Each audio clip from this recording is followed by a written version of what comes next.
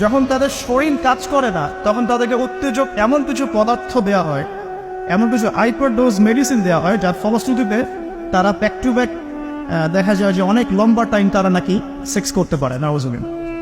এখন পর্নোগ্রাফির সাথে পরিচিত না এমন হাজারের একজন ব্যক্তি খুঁজে পাওয়া যাবে না, ঠিক আছে?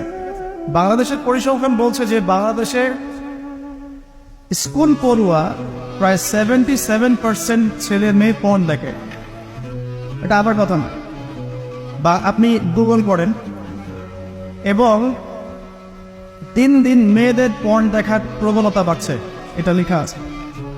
শুধু তাই নয়, ওই 1896 সালের দিকে তারা যখন পর্নোগ্রাফি ছড়িয়ে দেয়, মাত্র 7 মিনিটের একটা ভিডিও তারা প্রকাশ করছে, ঠিক আছে? এবং তার নামও তারা দিয়েছিল, আমার নামটা ঠিক খেয়াল নাই, আর আমি এগুলো ফিল্মস দেখিনি, আমি গুগলের নামটা দেখেছি কি নাম ছিল। তো তখন থেকে নিয়ে এই পর্যন্ত এই যে নীল সংস্কৃতি চালু করে দেয়া, এটা শুধু পশ্চিমাদের মধ্যে সীমাবদ্ধ থাকে নাই, পুরো বিশ্বের মধ্যে ছড়িয়ে দেওয়া হয়েছে।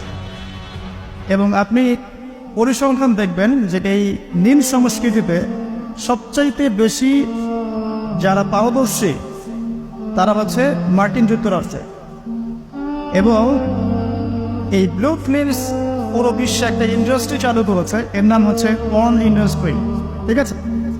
এবং আপনি এবার শুনলে অবাক হবেন যে এই পর্ন ইন্ডাস্ট্রি প্রতি বছরে 97 বিলিয়ন ডলারের ব্যবসা করে। 97 বিলিয়ন ডলারের ব্যবসা করে পর্ন ইন্ডাস্ট্রি সারা ওয়ার্ল্ডে। 1 বিলিয়ন সমান কত?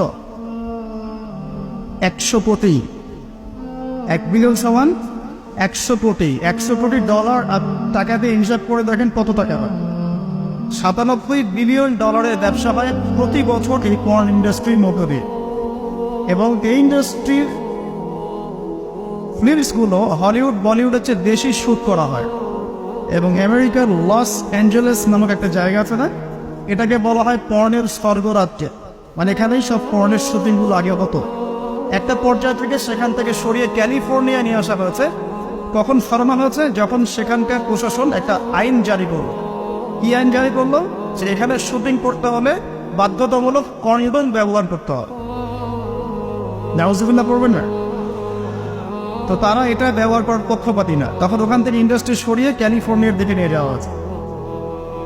তো শুধু আমেরিকায় প্রতি বছর 10 থেকে 12 বিলিয়ন ডলারের ব্যবসা করে এখানে।